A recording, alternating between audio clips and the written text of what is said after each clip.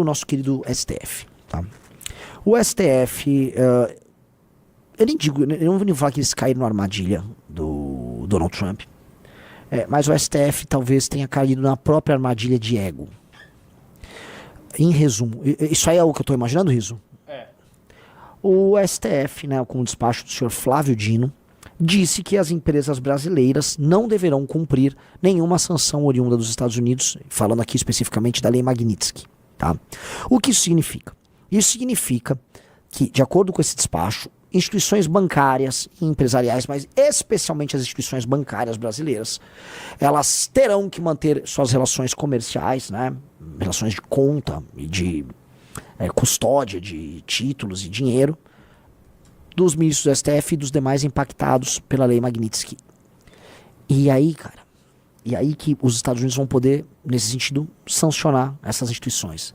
E o capitalismo brasileiro, o pobre capitalismo brasileiro, o deficiente capitalismo brasileiro, ele passa a correr sérios riscos, eu estou falando assim, nos próximos dias e semanas. Se bancos brasileiros tiverem que cumprir essa ordem oriunda do Flávio Dino, muito possivelmente eles vão ser alvo de sanção direta do governo americano. Eu vou dar um exemplo. O Banco Santander. O Banco Santander é um dos maiores bancos do mundo. Ele é uma instituição bancária espanhola. O Banco Santander no Brasil, ele é um dos 5 grandes bancos. Você tem Caixa, Banco do Brasil, Itaú, Bradesco e Santander. Ele é um dos 5 bancões comerciais. O Santander, naturalmente, ele está conectado com todos os fluxos de capital globais, tá? E, naturalmente, ele está conectado com os Estados Unidos. Se o Santander do Brasil tiver que manter conta de alguém afetado pela Magnitsky, o Santander Mundial vai pagar esse preço. É mais provável, talvez, o Santander no Brasil querer fechar suas operações no Brasil, tá? Do que cumprir essa decisão do STF. O Banco Safra, que com certeza é um banco de elite, né? Ele trata de grandes empresas e de clientes mais high-end. O Banco Safra, com certeza, deve ter correntistas que foram afetados pela Magnitsky. O Banco Safra tem, se não sede, ele tem uma agência, ele tem basicamente um prédio, ô Riso. Checa aí, na Quinta Avenida em Nova York. O Banco Safra tem grandes operações nos Estados Unidos. Eu não gosto dos casos do Banco Safra, porque eu já fui correntista e eu sei como é que eles são predatórios no trato com os clientes. Mas eu não desejo pro pessoal do Banco Safra, de modo algum, que eles sejam impactados pela Lei Magnitsky. Querendo ou não, uma expressão do capitalismo brasileiro. Ó, esse aí, né? Isto é uma loucura. Eu vou repetir aqui pra vocês. Isso aí é uma loucura.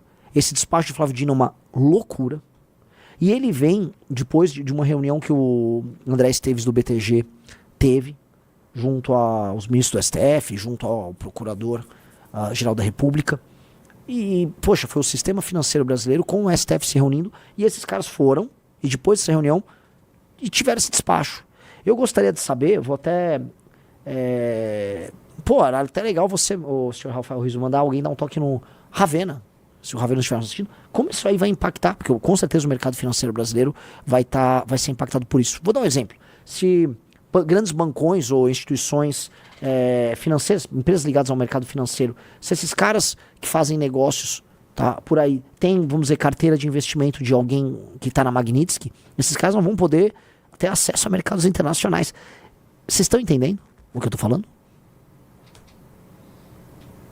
Vocês estão entendendo o que eu estou falando? Isso aqui é muito grave. Muito, muito grave. Então vamos ler o despacho aí, ó. O Rizzo separou o despacho. E aí, já indo pro ponto 27, tá? Nas conclusões. Fica declarada a ineficácia em território nacional da medida cautelar concedida pela Justiça Inglesa, referindo no IDOC 787 por afronta à Constituição e ao artigo 17 da LINDB. Só para contextualizar, esse despacho é de uma ação que era sobre municípios brasileiros processando a justiça inglesa num caso envolvendo a Samarco e a Brumadinho. E aí ele deu esse despacho e aí o ponto seguinte começa lá. Perfeito. Puta que pariu. Vou explicar. Como, né, o STF, ele, como todo tribunal, ele só pode agir motivado, né? O juiz não cabe ele motivar. Do nada o STF vai soltar um despacho sobre... Não. Ele tem que agir motivado. O que eles fizeram, Rizzo? Eles pegaram um caso... Uma DPF... uma DPF, isso, em que há, vamos dizer, matéria envolvendo direito internacional, e relação entre empresas e legislação de outros países e Brasil. E aí eles estão usando esse outro caso que não tem nada a ver com isso para despachar e criar um precedente que afeta as instituições brasileiras no caso da Magnitsky. Vocês entenderam? Se você entendeu aí no chat, digite 1. Se não entendeu, eu repito. Falar não entendi, eu digita 2 que eu repito. Vamos lá. Decisões judiciais estrangeiras só podem ser executadas no Brasil mediante a devida homologação ou observância dos mecanismos de cooperação judiciária internacional, conforme artigo 105, blá, blá, blá. 3. Leis estrangeiras, atos administrativos, ordens executivas e diplomas similares não produzem efeito em relação a pessoas naturais por atos em território brasileiro. B. Relações jurídicas aqui celebradas. C. Bens aqui situados, depositados, guardados. E D. Empresas que aqui atuem. Entendimento diverso depende da previsão expressa em normas integrantes do direito interno do Brasil e/ou de decisão da autoridade judiciária brasileira competente. Nossa, o pessoal pediu para eu repetir? Vamos explicar, vamos lá. Vou explicar aqui novamente. Como é que funciona isso aí, tá, amigos? Olha só.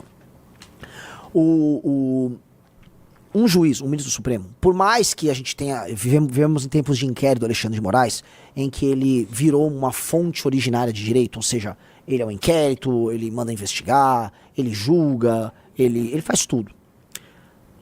Para manter a aura de normalidade no STF, ele precisa ser motivado.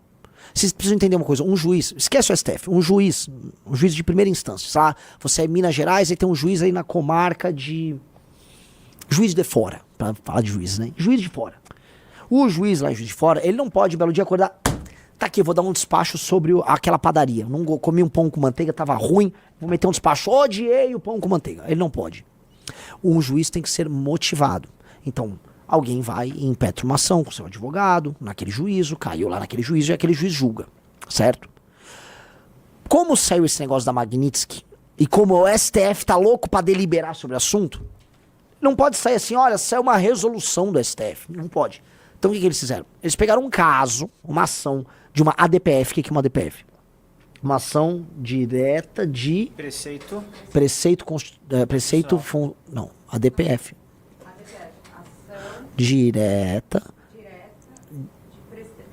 De precedentes, o quê? Quase. Fundamentais, sei lá.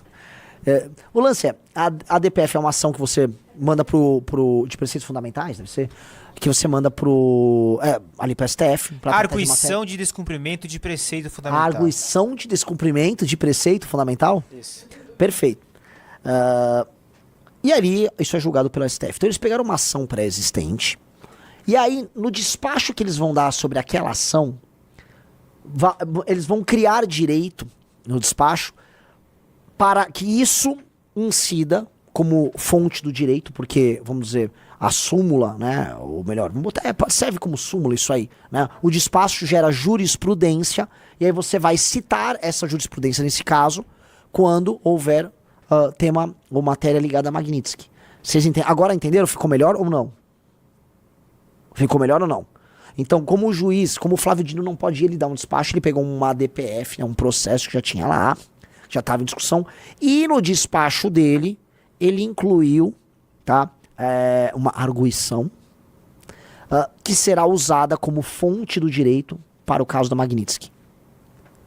Pegaram? Agora acho que todo mundo entendeu, né? Então vamos lá.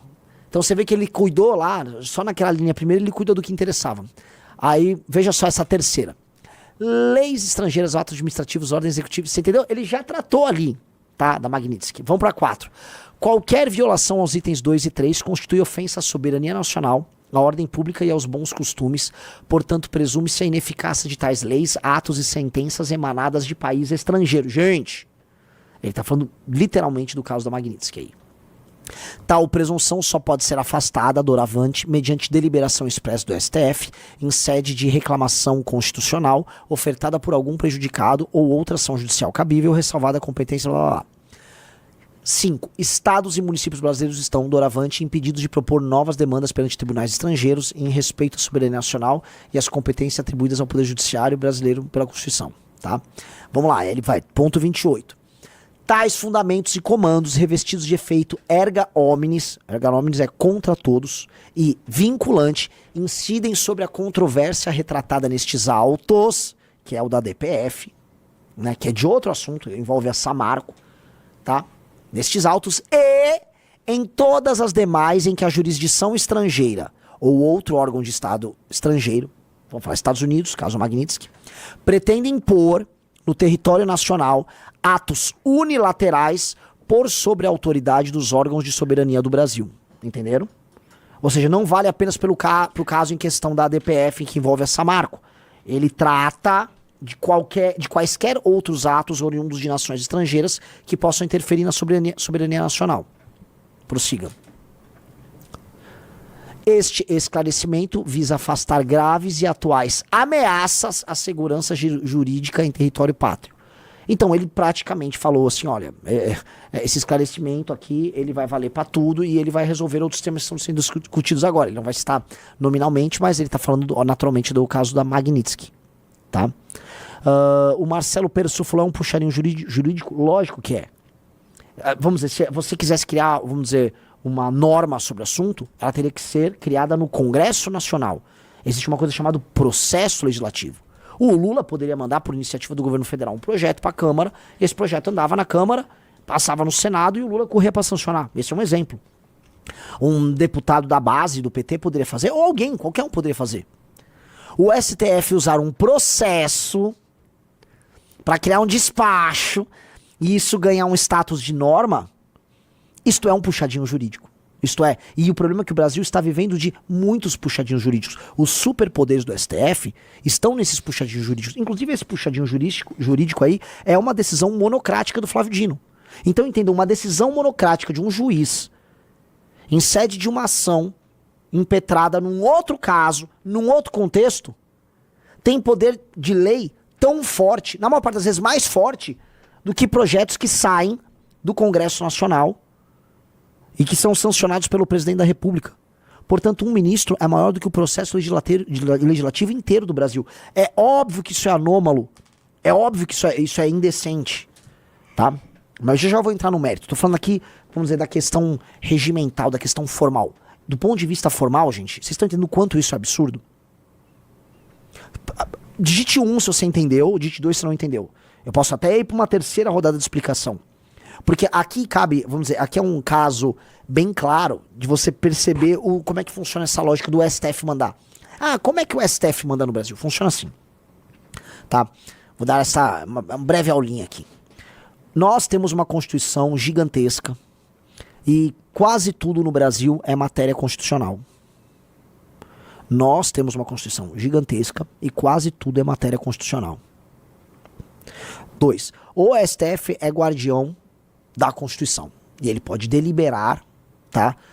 E interpretar as normas constitucionais, tá? E seus efeitos sobre as normas infralegais tem todas ali, certo? As leis complementares que saem do Congresso, entendeu? Entenderam? Tá tudo lá. Logo, se você tem essa super Constituição e essa vontade de legislar sobre tudo, tá? Você, no Brasil, dispõe de muitos meios. E aí você tem, antigamente tinha a DIN, tinha a ADCOM, depois virou a ADPF. A DIN ainda tem ou mudou de nome? Então, a gente tem a DIN e a ADPF, a ADCOM sumiu, mudou, não existe mais a ADCOM. E esse tipo de ação são ações que partidos políticos, sindicatos e algumas associações de classe podem tomar junto ao STF para arguir sobre questões constitucionais, entendeu? Então, alguns agentes, por exemplo, eu posso ir lá no STF arguir uma ADPF? Não. Eu não posso, quer dizer, eu vou poder quando o partido estiver pronto. Daqui a pouco a gente pode. Quando a missão estiver pronta, a gente pode arguir lá no STF várias coisas, tá? Mas o PSOL pode, o PSB pode, o PT, todo mundo pode, tá? Não apenas eles. Vamos botar aí, o sindicato dos taxistas do Rio de Janeiro pode, entendeu? E esses agentes ficam, vamos dizer, metendo ações no STF. Como funciona os superpoderes do STF? Grupos políticos que entendem essa dinâmica pegam tudo que é tratado pelo Congresso Nacional e falam, isto é inconstitucional. Essa interpretação aqui não é válida. A sociedade mudou, precisamos defender direitos humanos. E aí entram com uma ação no STF, um ministro pega e fala, veja só, tá aqui.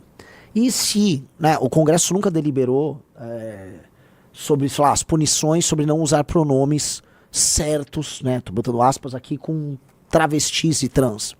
Ah, pô, se o Congresso não andou com isso, nós vamos deliberar. Então eu vou fazer o seguinte: transfobia equipara-se à injúria racial. Aí o STF despachou sobre isso. Então foi numa ação, provavelmente de alguém do PSOL, que sempre é ou PSOL ou PDT, raramente é o PT inclusive, mas PSOL, PDT, PSB entram com essas ações, aí cai num ministro e aí ele despacha e cria ali esse entendimento novo. E isso permite aos ministros do STF terem esses superpoderes que eles têm. Entenderam?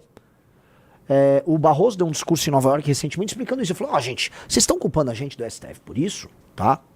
Mas entendam, quem deu esses superpoderes foi a Constituição. E quem quer que a gente use os superpoderes, curiosamente, são os partidos políticos, os sindicatos e os demais agentes que ficam entrando com essas ações no STF e a gente só cumpre. No papel, o Barroso tá meio que certo. Mas lógico que há um cinismo no discurso dele. Lógico que há um cinismo. Na coisa certa é simplesmente o STF acatar o processo legislativo. Ah, não, o STF vai deliberar sobre aborto. Não, você não vai deliberar sobre aborto. Existe uma coisa chamada processo legislativo. Porque eles estão loucos pra fazer assim, ó. Vou dar um exemplo. Alguém lá entra com uma ação, olha, sei lá, o princípio da dignidade da pessoa humana que está plasmado, sei lá, no artigo 5º da Constituição. Esses princípios, e a Constituição é cheia de, vamos dizer, princípios voando e soltos, tá? Quando uma mulher tá com uma gravidez que ela considera inválida, ela não tá tendo direito à sua própria dignidade, ao comando sobre o seu corpo, então, portanto, sua dignidade vem antes de qualquer coisa. Portanto, dado que o do Congresso Nacional, que é conservador, não vota a matéria do aborto, era muito importante que o STF, em defesa dos preceitos constitucionais e de direitos humanos fundamentais, como garantia da dignidade da pessoa humana e tal, delibere protegendo as mulheres desse peso de uma pressão conservadora. E aí, basta um ministro olhar, dar um despacho, sim, observando a nossa Constituição, observando os preceitos e as garantias fundamentais, nós precisamos, naturalmente, cuidar dessa mulher, então vamos aqui dar, neste caso aqui, a possibilidade dela fazer o aborto. E isso tem um efeito erga omnes, um efeito contra todos. Portanto, este caso aqui, que uma arguição do PSOL entrou, um caso específico, ele gera um efeito para todo mundo. E assim eles vão. E eles estão fazendo isso a dar com pau. Essa porteira abriu e eles estão, né? Como se resolvia isso? Só para todo mundo lembrar que já vai chegar o bolsonarista aqui, né? Como se resolvia isso? Uma das coisas, por exemplo, era você brecar as decisões monocráticas. Porque, né, essas coisas, cada juiz relator pega o caso e ele vai despachando, pinta uma decisão monocrática, ela vai durando, você vê lá na frente o que você vai fazer. Enquanto isso, decisões monocráticas vão pavimentando o caminho, vamos dizer, legiferante brasileiro, ok? Todo mundo entendeu. Houve um projeto que cuidava disso. O Kim Kataguiri foi o grande promotor desse projeto no ano de 2019. O projeto passou na Câmara. O projeto foi pro Senado. Ele passou no Senado. O projeto chegou na mesa de um presidente da República. Qual o nome do presidente da República, meus amigos? Qual o nome? Adivinha.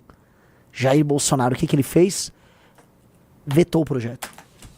E aí ele reclama do próprio STF e das decisões monocráticas oriundas do STF. Então lembrem-se que o Flávio Dino tá metendo esse despacho porque o Bolsonaro assim permitiu em 2019. O Flávio Dino está dando esse despacho porque o Bolsonaro assim permitiu em 2019. O Flávio Dino tá dando esse despacho porque o Bolsonaro assim o permitiu em 2019. E por que o Bolsonaro assim o permitiu? Porque o filho dele, que é ladrão, o Flávio Bolsonaro, é ladrão. Tava encrencado lá no STF. Com um desdobramento da Operação Lava Jato e precisava ser salvo. Aí o que o Bolsonaro fez? Fez um acordo com os caras. Então o Bolsonaro fica cedendo, e em troca, né, não prendeu o filho dele. E o filho dele continua fazendo o quê lá em Brasília? Negócios.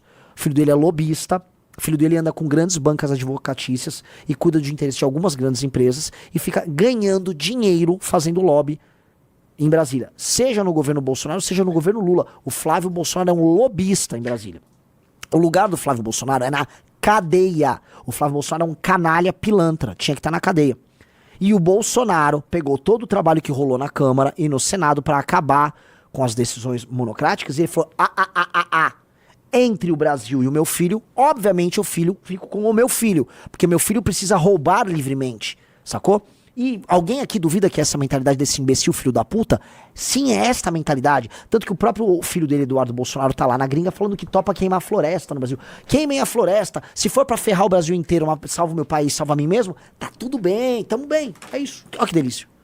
Essa é a mentalidade subjacente desses caras. Então, naturalmente, esses caras são inimigos do Brasil. Esses caras são sabotadores do Brasil. Eles já sabotaram a direita, eles já sabotaram as lutas das ruas, eles sabotaram tudo. Só que ainda tem pessoas que amam esses filhos da puta.